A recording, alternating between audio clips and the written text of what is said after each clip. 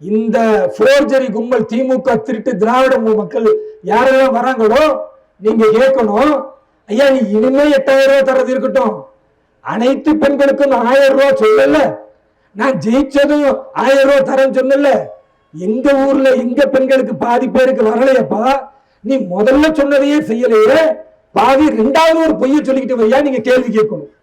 ரெண்டாவது, திமுக ஆட்சிக்கு வந்தா கேஸ் விலையில 100 ரூபாய் குறைப்பன்னு ஸ்டாலின் ஐயா சொன்னாரா?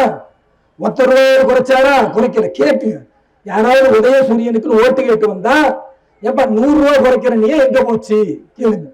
மூணாவது, நகை அடமானத்தை கூட்டுறவு வங்கி 5 சவரன் வரைக்கும் வச்சா நான் மீட்டு தருவேன் உதயநிதி ஸ்டாலின் சொன்னார்ல, ஐயா 1 சவரன் கூட மீட்டு தராம நகை அடமானம் வச்சதெல்லாம் அப்படியே நாசமா போச்சு, அட பாதி ஓட்டு கேட்டு வைய நீங்க கேள்வி கேளுங்க.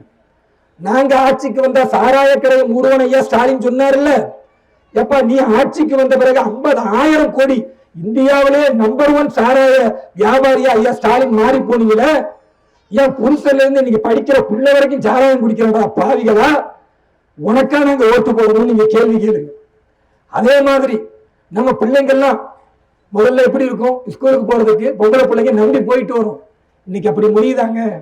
2.5 வயசு குழந்தைங்க, சின்ன பச்சை பிஞ்சுங்க, அந்த பச்சை பெண் குழந்தைய திமுக கற்பழிச்சு கொல்லுறாங்க. 7 வயசு குழந்தைங்க, சின்ன பிஞ்சுங்க, ஒரு திமுக கற்பழிச்சு கொல்லுறாங்க.